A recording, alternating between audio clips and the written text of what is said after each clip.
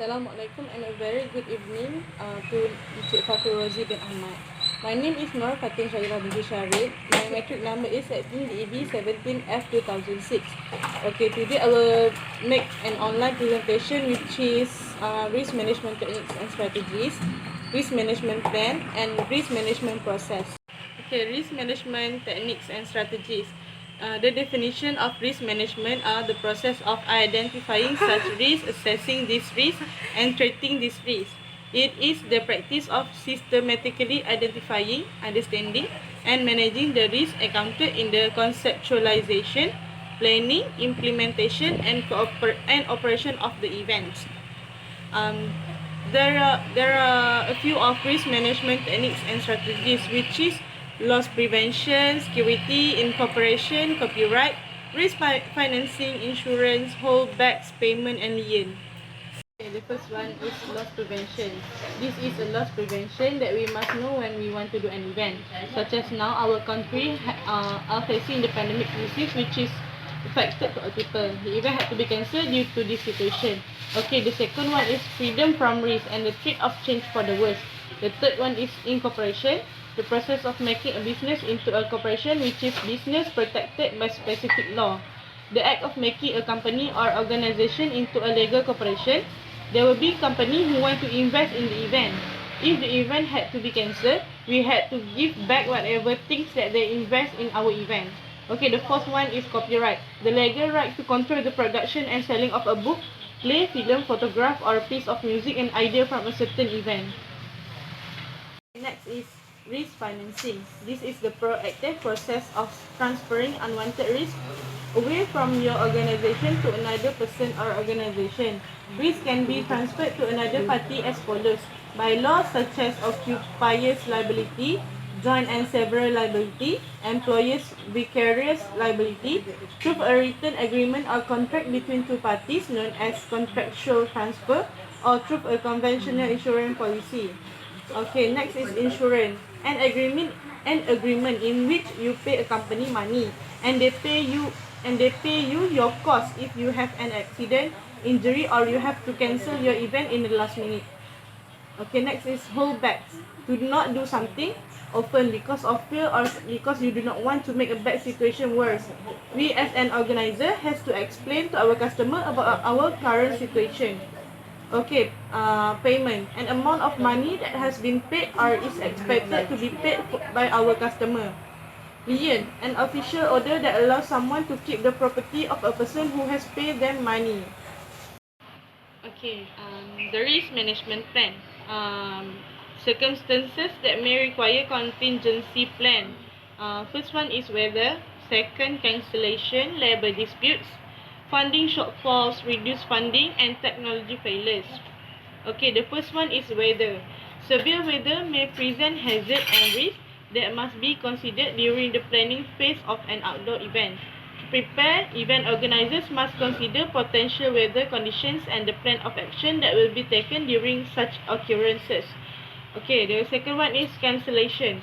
Backup plans that event organizer activate only when a disaster or unforeseen situation disrupt the operation of the company or put its employee at risk. The purpose of these plans is to minimize the disruption, safeguard the data, and ensure the safety of everyone involved. We must take the responsibility towards our cancellation of the event. We also have to make sure that our customer get the merchandise that has been paid by them. Okay, next is labor disputes. Happens when outside the range of normal operation that can affect the company's ability to operate. Contingency planning is about being prepared for these incidents, and having a policy to keep you and your employees safe. We have to take care for our volunteer to be in a good condition and they get what they deserve to.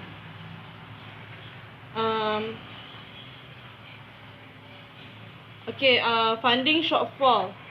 A contingency funding plan includes policies, procedures, projection reports, and action plans designed to ensure a bank's sources of liquidity are sufficient to fund normal operating.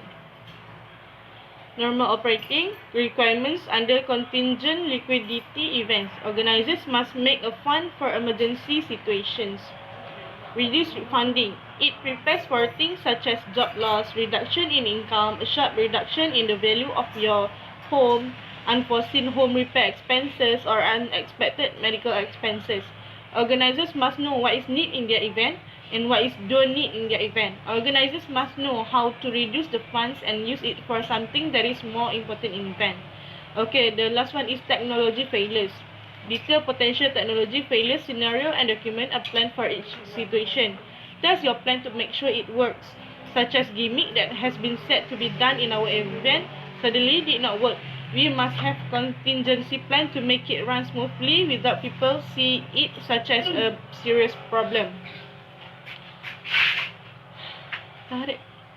Okay, the alternative for specific risk that I tell you guys about just now is there are 5 main ways to manage the risk, which is acceptance, avoidance, transparency, mitigation, exploitation.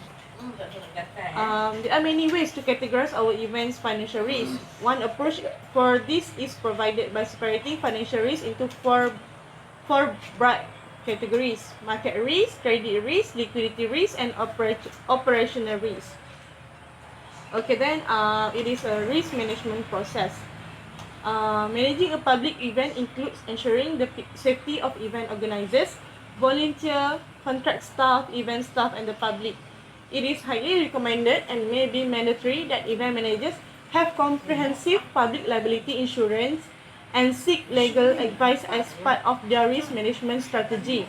Insurance cover should also include property and equipment. Okay, legal requirements and authorization needed. First one is public liability. The event organizers must have in place public liability policy with an approved insurer. There may be other stakeholders involved in the event who need public liability cover. Evidence of currency. Each certificate should be checked to ensure the name of the insured matches the name of the stakeholders. The policy period covers the date of event and the situation or address of the event has been clearly detailed on the certificate. Okay, the second one is building and contents insurance. The application should include evidence that the building or venue has been insured under a building policy. A certificate of currency should be provided detailing the building sum insured, which should be sufficient to cover the cost of rebuilding the structure in the event of a total loss situation such as fire. The certificate also should be checked to ensure the sum insured is adequate and the policy period cover the dates of the event. Similarly, evidence of contents or property insurance should be obtained. Okay, next one is workers' compensation. Events may include persons who are working, such as security guards, promoters, and sponsors. As per legal requirement, the employees of these individuals are required to have in place workers' compensation cover. A certificate of currency should be obtained by way of evidence. For information on construction safety awareness training, please see the support tools section. Okay, next one is personal accident cover. Volunteer may be involved in the running and coordination of the event.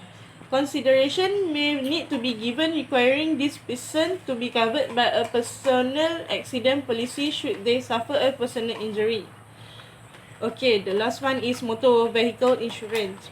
All vehicles should be registered as per legislation. In some instances, event organizer may feel it necessary to insure. All motor vehicles are covered by a fully comprehensive motor vehicle policy in case of damage caused by those vehicle inside. All drivers are licensed appropriately. Okay, the last slide that I will present to you is about the type of insurance coverage needed. First one is the liability. Liability insurance protects the company for harm it has caused others. The person injured or property damaged because of things they should have not done but done, and should have done but did not. Second one is terms and conditions. Terms and conditions are the set of rights and obligations of the contracting parties in an insurance agreement. Third one is exclusions. Every insurance policy will list certain hazards that are excluded from coverage. Make certain that you check with your broker and review your policy carefully to make sure that there are no gaps in the coverage for your event. Okay, the last one is rate. Insurance rates is a generic phrase used in casual conversation that is more often referred to as insurance premiums by providers.